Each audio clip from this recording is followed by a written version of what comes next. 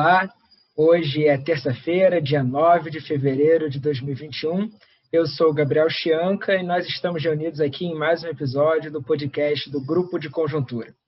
Bem, nesse mês de fevereiro nós teremos uma programação especial. Eu estou aqui apresentando no lugar do professor Francisco e, em vez da nossa tradicional roda de debatedores, teremos um pesquisador por semana abordando os temas da conjuntura econômica. Nessa terça-feira em específico, eu estou aqui com o pesquisador Caio Prati, falando um pouco sobre conjuntura e perspectivas. Mais especificamente, a gente tem observado uma relativa estabilidade nas condições financeiras, juros, câmbio, apesar da questão fiscal ainda continuar preocupando. Então, a questão que se levanta é: essa relativa estabilidade, essa tolerância do mercado financeiro é sustentável? Eu endereço essa questão ao professor Caio. Certo, Gabriel. Eu diria que até pouco tempo, até, digamos, ali pelo início de novembro, a visão dominante entre os analistas, e essa também era a minha visão, é de que a forma pela qual a questão fiscal seria encaminhada em 2021 seria um fator decisivo para o desempenho da economia nesse ano. Evidentemente que a evolução da pandemia seria, como continua sendo, uma variável chave para esse desempenho, que sem a normalização da atividade econômica, em particular do setor de serviços e pelo seu reflexo, inclusive, no mercado de trabalho, o desempenho da economia continuará sendo muito prejudicado. Então, é claro que a variável pandemia, maior ou menor êxito na superação da pandemia, continua sendo um ponto-chave. Mas a questão é que, voltando aí para como é que se via o desempenho da economia nesse ano, é que a incerteza fiscal expressa no comportamento muito desfavorável desde o início da pandemia até agora, de câmbio e juros, desfavorável por comparação com outros emergentes, me referindo, a gente colocava, né, os analistas e eu incluído, como uma grande ameaça ao desempenho da economia em 2021. Até poucos meses atrás, o mercado financeiro vinha mostrando uma grande intolerância a qualquer arranjo do lado fiscal para 2021 que fosse percebido como um abandono ou mesmo como uma flexibilização do teto de gastos, já que esse teto é praticamente a única âncora fiscal em que a economia conta para manter a confiança dos agentes econômicos no controle da dívida pública. A percepção de que haveria um novo programa permanente de renda mínima, que se debateu muito no segundo semestre do ano passado, e a ideia implícita seria uma revogação do teto para abrir espaço para esse programa mais robusto de renda mínima, ou mesmo a ideia de uma renovação do auxílio emergencial em 2021, uma renovação com um gasto extrateto, ainda que com a manutenção formal do teto de gasto, que seria um gasto provisório, um gasto temporário, financiado com créditos extraordinários. Mesmo essa alternativa, tudo isso vinha sendo visto com muita desconfiança, de um modo geral, pelos investidores, pela percepção de que refletiria, na verdade, uma falta de compromisso do governo com o controle da dívida pública. E a resposta dos investidores a esse cenário vinha sendo, claramente, sempre subir o dólar, alta do dólar e alta dos juros futuros. Ou seja, uma piora das condições financeiras, das condições em que a economia opera, que, no limite, teriam potencial de derrubar a atividade econômica dentro desse ano especificamente. Então, esse era o quadro que se tinha. Como é que estamos agora em relação a essas questões? Como o mercado financeiro tem reagido e tudo mais? Na situação atual, a renovação do auxílio emergencial com gasto extra-teto, financiado, portanto, via créditos extraordinários, já é dada como certa. Eu acho que hoje já não há mais dúvida sobre isso. A questão é que até pouco tempo atrás, o tempo que eu estava me referindo, uns poucos meses atrás, a ideia que se tinha é que uma solução desse tipo, que é a que está se delineando agora, só seria aceitável se ela fosse precedida por reformas que estão consubstanciadas nas PECs do ajuste fiscal, que estão no Congresso, e que resultasse num controle muito forte de gastos obrigatórios como contrapartida. Essa era a ideia que se tinha para que uma eventual renovação do auxílio não produzisse uma piora substancial das condições financeiras. Só que a gente não está caminhando para esse cenário especificamente. Nós estamos caminhando para uma coisa um pouco diferente. Por enquanto, ainda está mantida a ideia de que o auxílio que virá será acompanhado por reformas, mas essas para conter gasto obrigatório, eventualmente também para aumentar a arrecadação tributária, mas a percepção hoje é que serão reformas bastante desidratadas e sem praticamente nenhum efeito em 2021. Então, houve um rebaixamento das expectativas em relação às reformas. Agora, o que se espera são reformas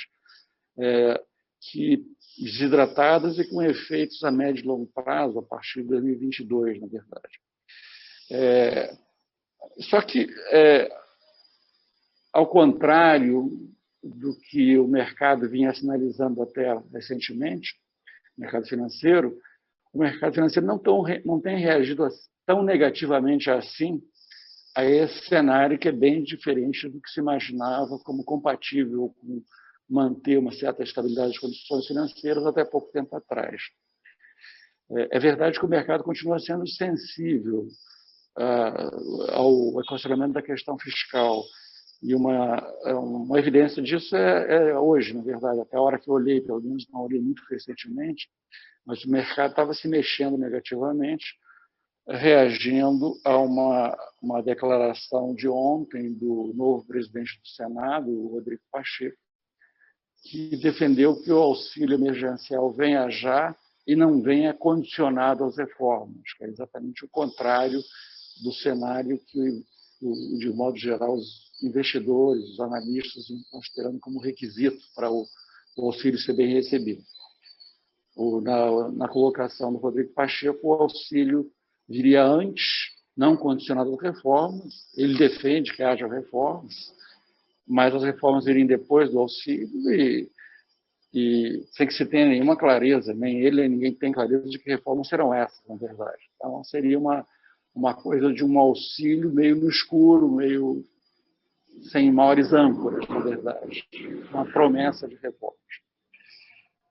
De qualquer forma, não há, por enquanto, mesmo com essa mudança do quadro, do que está para sair e do que se imaginava necessário antes, não há, por enquanto, sinais de que isso esteja provocando esteja caminho de levar a uma grande piora das condições financeiras, com alta do dólar, juros futuros e tudo mais. Na verdade, por enquanto, os juros futuros e o dólar, mais o dólar, na verdade, mas juros futuros um pouco também, estão abaixo do que estavam ali no início de novembro. Apesar de todo esse discurso recente que vai sair o auxílio, que as reformas vão ser desidratadas e talvez até fique para depois do auxílio, por enquanto vamos acompanhar, mas as condições financeiras parece que não estão piorando. Não estão boas, que já não estavam boas, mas não estão piorando com esse novo quadro, com a forma como a questão fiscal agora está sendo desenhada. E as condições financeiras atuais, que não são boas, como eu disse, mas elas parecem compatíveis com um crescimento, um pequeno crescimento modesto em 2021. Aí eu estou me referindo a um crescimento modesto na comparação entre o que será o PIB trimestral médio desse ano com o quarto trimestre do ano passado, quer dizer, o que a gente chama de crescimento do PIB dentro do ano especificamente. Na métrica usual, ano contra ano, aí tem toda a questão, que eu não vou voltar aqui, a gente tem tratado disso em podcasts anteriores, é um carregamento estatístico do ano passado, né, pelo fato de que o PIB do quarto trimestre do ano passado ficou bem acima, deve ter encerrado o ano muito acima da média do ano passado, então tem um crescimento que vem desse carregamento estatístico. Mas dentro do ano, as condições financeiras atuais, se elas não piorarem de forma significativa, parecem ser compatíveis com um quadro de estagnação ou um pequeno crescimento na comparação com o quarto trimestre desse ano. Isso que eu chamei de crescimento modesto dentro do ano.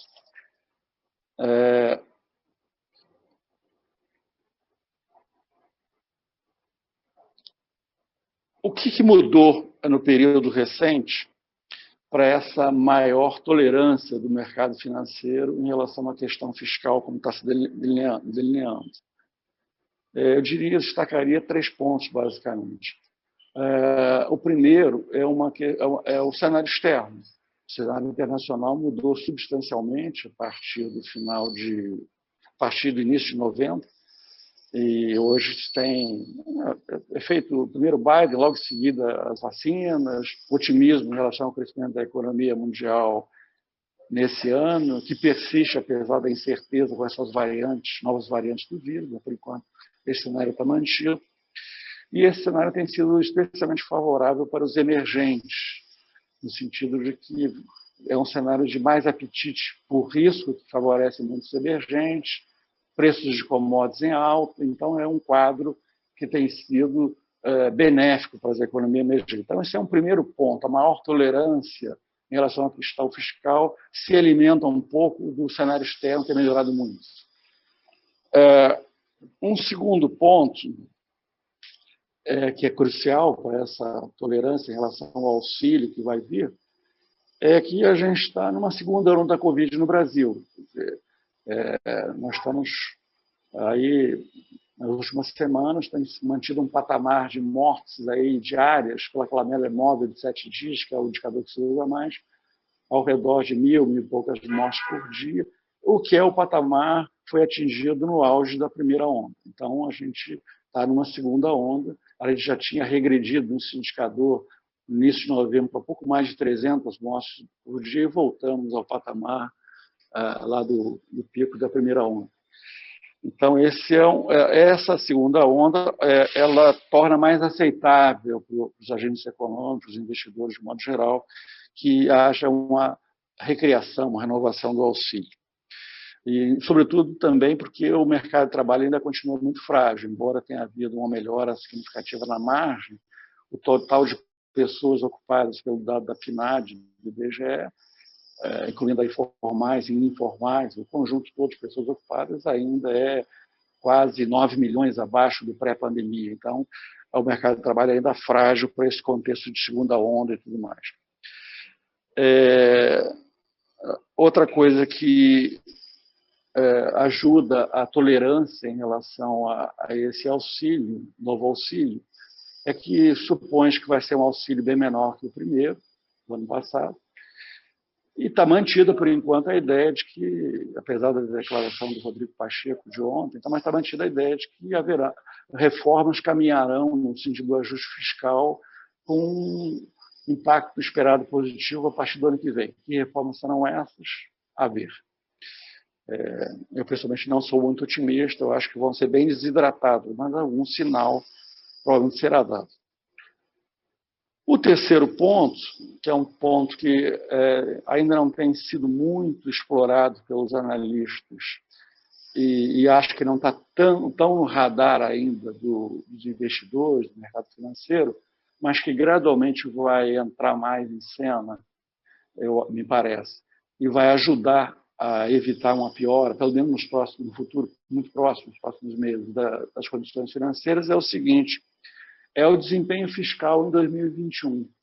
Por razões muito específicas, já vou entrar nelas, a dinâmica da dívida pública esse ano deve ser muito favorável. A gente deve ter um quadro próximo da estabilidade da dívida pública em relação ao final do ano passado. Diga-se de passagem, no final do ano passado, para que eu não vou entrar aqui, até a Margarida já comentou em podcast passado, a dívida pública acabou fechando o ano muito abaixo do que se esperava. Se passou todo o ano com projeções no intervalo entre 95% e 97% do PIB para a dívida bruta, como fechamento do ano, e ela acabou fechando em 89%, 9,3%. Mas o que é relevante para esse ano é que o ponto que eu acho que ainda está pouco entendido, pouco explorado, mas vai ser mais gradualmente, vai ajudar a não piorar muito as condições financeiras, é que a dinâmica da dívida tende a ser muito favorável esse ano. Mesmo com o auxílio até não tão modesto assim, a tendência é que a dívida pública fique mais ou menos estável em relação ao ano passado, até possa cair, porque vai ter um fator extraordinário que vai operar para conter a dívida, que é o pagamento antecipado de 100 bilhões de reais que o Tesouro tinha emprestado para o BNDES no passado, e o governo e a União estão exigindo esse repagamento, e parece que está mais ou menos acertado. Isso seria um redutor da dívida pública. Mas mesmo sem esse redutor, a dívida não subiria muito por razões que já vou tratar agora. O ponto principal aí para a gente entender a dinâmica da dívida e por que isso é uma coisa muito particular desse ano e toda a preocupação que eu vou trazer em seguida, que no ano que vem a coisa vai ser muito diferente. Então a gente vai ver como é que isso vai afetar ao longo do ano, mais no final do ano, as condições financeiras, porque o quadro fiscal vai ser muito mais problemático para o ano que vem.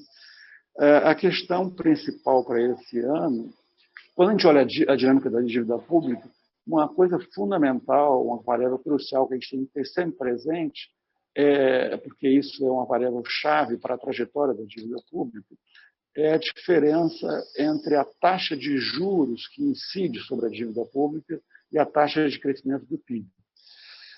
Quando a taxa de juros que incide sobre a dívida pública ela é maior do que o crescimento do PIB, isso significa que o governo tem que fazer, o setor público tem que fazer um superávit primário para evitar que a dívida pública cresça, continue crescendo em porcentagem do PIB. Quando essa taxa de juros é igual ao crescimento do PIB, a taxa que incide sobre a dívida, isso é compatível com um superávit primário zero, ou um déficit primário zero, da mesma, é suficiente para manter a dívida estável em percentual do PIB, quando os juros são iguais, incidem sobre a dívida, são iguais ao crescimento do PIB. Quando os juros são menores que o crescimento do PIB, isso abre espaço para que haja um déficit primário e, mesmo assim, isso possa ser compatível com a dívida pública estável. E é exatamente essa situação que a gente tem em 2021. A gente vai ter uma taxa de juros incidindo sobre a dívida pública muito menor do que o crescimento do PIB. E isso vai abrir espaço para um déficit primário, mesmo elevado, e até encorpado com o auxílio emergencial, com um gasto extrateto, sem que isso signifique aumento da dívida pública em relação ao PIB esse ano. Para vocês terem uma ideia melhor do porquê que eu estou dizendo isso, um ponto aí importante é o seguinte: vamos pensar qual seria a taxa de juros e qual seria o PIB esse ano, que eu estou dizendo que a taxa de juros é muito menor do que o PIB, deverá ser muito menor do que o PIB, a taxa que incide sobre a dívida. A taxa de juros que incide sobre a dívida deverá ficar de 6% para baixo, no intervalo entre 5% e 6% esse ano, que incide sobre a dívida. Estou me baseando para isso no comportamento do ano passado. O ano passado, a taxa de juros que incidiu sobre a dívida foi a taxa de juros média que incidiu sobre a dívida bruta, que é o que a gente está analisando, foi 5,9%, e a taxa Selic média no ano foi de 2,8%. Então, a gente tem uma taxa de juros maior do que a Selic, a taxa de juros que incide sobre a dívida é usualmente maior do que a taxa Selic. Parênteses, alguns analistas às vezes cometem esse erro de pensar a dinâmica da dívida a partir da Selic, quando isso não é correto, a taxa que incide sobre a dívida é maior do que a Selic. O ano passado, essa diferença foi perto de 3 pontos percentuais. nos 2 anos anteriores, ela tinha sido perto de 2 pontos percentuais, a diferença entre a taxa Selic média do ano e a taxa de juros média do ano, que incide sobre a dívida. Acontece que a taxa Selic esse ano, média do ano, vai ser muito parecida com perto de 3% do ano passado, a taxa média do ano. Então, eu estou supondo que, se replicarmos o ano passado, a taxa de juros sobre a dívida bruta seria perto de 6%, como foi no ano passado. Mas pode ser menor um pouco, porque nos anos anteriores essa diferença foi um pouco menor. Então, por isso que eu trabalho com um intervalo entre 5% e 6% para a taxa de juros que incide sobre a dívida bruta esse ano. Agora, vamos olhar outra variável para ver como é que o PIB vai crescer muito em termos nominais, porque a gente está falando de taxas nominais de juros, e agora eu vou falar do PIB nominal. E isso vai funcionar como um grande amortecedor da trajetória da dívida. O que acontece aí é que o crescimento do PIB nominal ele pode ser decomposto em 2 fatores. O deflator do PIB, então é o índice específico de inflação que corrige o PIB de um ano para o outro, e o crescimento real do PIB nesse ano quanto ao ano passado. Não vou entrar em detalhes, mas a minha estimativa para o deflator do PIB para 2021 sobre 2020 é 6%. E a estimativa do mercado, do Focus, por exemplo, PIB crescendo 3,5%, a minha estimativa é um pouco mais favorável, da ordem de 4%, até um pouquinho acima de 4% esse ano do PIB, exclusivamente por causa do carregamento estatístico. Na minha estimativa, a maioria dos analistas acha que o carregamento estatístico do ano passado para cá, em termos de PIB, vai ser de 3%. Eu acho que vai ser em torno de 4%. Então, mesmo crescendo quase nada dentro do ano, especificamente, a gente teria já um crescimento contratado ao redor de 4% esse ano pelo carregamento estatístico. Ora, se o deflator é 6 e o crescimento real do PIB é 4, nós estamos falando de um crescimento do PIB nominal da ordem de 10. Então, vejam bem, a gente está falando de uma taxa de juros de 5% a 6% e de um PIB crescendo, incidindo sobre a dívida, e um PIB crescendo 10%, dessa ordem de grandeza, em termos nominais. Isso abre um espaço que, nas minhas contas, torna compatível. O governo anunciou um déficit primário sem o auxílio, que é da ordem de 3% do PIB para esse ano. Mesmo com o auxílio, a gente deve ficar próximo de um quadro de estabilidade da dívida em relação ao ano passado, podendo até ser uma dívida menor que a do ano passado, se a gente levar em conta os 100 bilhões do BNDES, que vão ser um redutor da dívida. Então, isso tudo significa que o quadro fiscal, do ponto de vista específico, dinâmica da dívida, esse ano, só nesse ano, é um quadro favorável. Então, isso ajuda, será um fator que eu acho que não está muito no radar, os analistas têm falado pouco disso, não está ainda suficientemente no radar do mercado financeiro, dos investidores também vai entrar gradualmente em cena e vai ajudar a conter uma piora adicional, digamos assim, do comportamento de dólar e juros. O problema todo é que algum desses fatores cruciais que vão favorecer a dinâmica da dívida esse ano, vão atuar de forma exatamente oposta em 2022. A gente vai ter um quadro muito diferente dessas dinâmicas em 2022. Primeiro que a taxa de juros deve ser maior que a desse ano. Basicamente refletindo o fato de que a Selic média em 2022 será certamente uma Selic média bem acima de 2021. Ninguém tem muita dúvida sobre isso. E isso vai se refletir também empurrando para cima a taxa de juros que incide sobre a dívida, que de alguma maneira guarda uma relação com a Selic, embora seja maior que a Selic. Então, a gente terá uma taxa de juros maior que essa que eu falei do intervalo entre 5% e 6% esse ano. Eu suponho que ela possa ser maior do que 6% no ano que vem, na verdade. Então, ela estará num nível acima. Por outro lado, a outra variável central para a dinâmica da dívida, que é o PIB nominal, terá um crescimento muito menor do que esses 10% que eu estou projetado para esse ano. Não vou entrar em maiores detalhes para não me alongar muito nesses números, só para ter, mas o ponto é que, na minha visão, o PIB nominal vai crescer no máximo igual à taxa de juros. Vai ser igual ou menor que a taxa de juros, enquanto esse ano é exatamente o contrário, ele é muito maior que a taxa de juros. O fato do PIB nominal crescer de forma semelhante aos juros, ou até menor um pouco dos juros, significa que a estabilidade da dívida no final desse ano para 2022 só existiria com déficit primário zero ou com pequeno superávit primário, dependendo da trajetória dessas dívidas. Só que a gente vai estar partindo de um déficit primário que provavelmente incluindo o auxílio, deve estar entre 3,5% e 4% do PIB esse ano, já incluindo o auxílio. Então, é um desafio muito grande para o ano que vem. Mesmo que você retire o auxílio, fique com um déficit mais próximo de 3%, ainda seria um desafio muito grande evitar que a dívida cresça, onde vem percentual do PIB. Na verdade, você tem vários fatores jogando contra.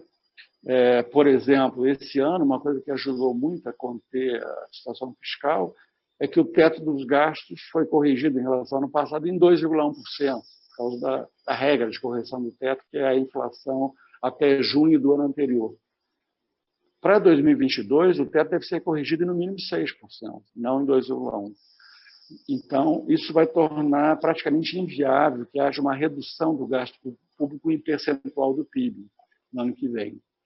Então, reduzir o déficit primário via redução do gasto em percentual do PIB é uma coisa que não vai estar em questão, provavelmente. Então, isso é um ponto crucial. Além disso, vão haver pressões óbvias. Provavelmente não vai ser possível renovar um auxílio emergencial se o cenário que se espera mais otimista aí, a pandemia já esteja controlada, não se justificaria um auxílio em 2022. Vai voltar à cena totalmente a questão de um programa de renda permanente, das críticas ao teto dos gastos, mesmo ele sendo um teto mais folgado, bem mais folgado que o desse ano.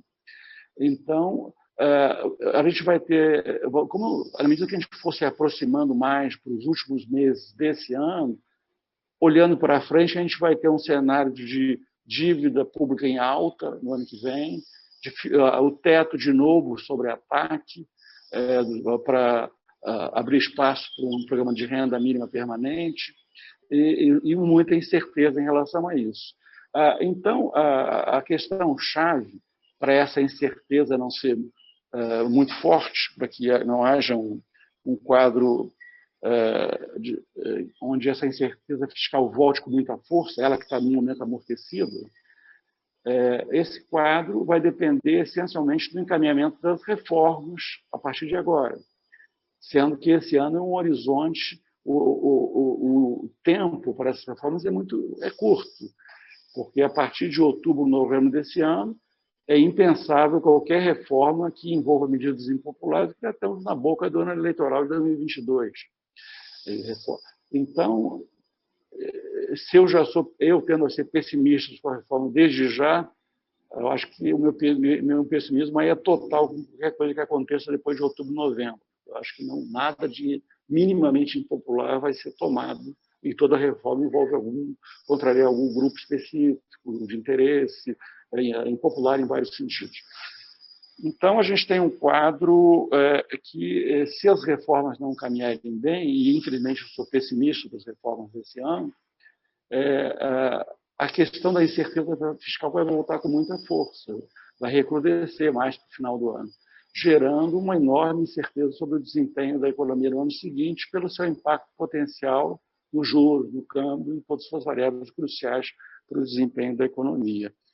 Então, esse é o ponto que eu... só para resumir num parágrafo, sintetizar o que eu disse e fechar mesmo, eu diria que, nesse ano, se essas variantes do vírus não pregarem uma peça no mundo e atrasar imensamente o programa de superação da pandemia, se o cenário for o que se espera no momento no Brasil, por exemplo, é um cenário onde, no segundo semestre, já estaria colhendo claramente frutos da vacinação, com uma redução muito expressiva do número de mortes, um caminho gradual para a normalização da atividade econômica Esse é o cenário que você tem, por enquanto, lá da pandemia. Nesse cenário, a gente teria um cenário razoável para 2021, quer dizer, um crescimento muito modesto, como eu falei, dentro do ano. Na verdade, o crescimento do ano contra ano, vai ser o carregamento estatístico, basicamente. Um crescimento muito modesto, mas ligeiramente positivo dentro desse ano. Um cenário desse tipo. E as condições financeiras, pelo menos nos próximos meses, à medida que vai se aproximando mais do final do ano, eu tenho dúvidas crescentes sobre isso. Acho que isso pode começar a piorar, começar a ser precificado o cenário difícil de 2022 a partir de um certo momento de 2021. Mas durante alguns meses teremos um cenário, talvez como a gente bem entenda agora, de relativa acomodação, num patamar desfavorável, é verdade, mas acomodação das condições financeiras, juros e câmbio. Então, a gente teria um cenário desse tipo, um cenário compatível com esse crescimento modesto, mas a economia, enfim, caminhando com a cabeça fora d'água, digamos assim. Mas, na verdade, o que a gente está, no fundo, é ganhando esses fatores atípicos que eu procurei fazer um comentário por alto deles, fazem com que a gente tenha ganho tempo esse ano, em relação à questão fiscal. Mas é um tempo curto, na verdade. A gente tem um encontro marcado com toda a questão fiscal, a incerteza fiscal e a urgência das reformas até o final do ano. E aí vai se colocar toda a questão que a gente vinha discutindo no ano passado e ficou em suspenso agora. Como vai ser 2022, qual vai ser a situação fiscal em 2022 e como isso impactará a economia. Então, eu ficaria por aqui. Obrigado, professor. Gabriel, não sei se quer fazer algum comentário. Não, acho que já sinalizadas as questões atípicas de 2021, sinalizados os alertas para 2022, nós podemos encerrar por aqui hoje. Mantemos ao longo de todo o mês de fevereiro essa nossa programação especial e retornamos em março com o nosso sistema tradicional, com a roda de debatedores, aqui no podcast do Grupo de Conjuntura.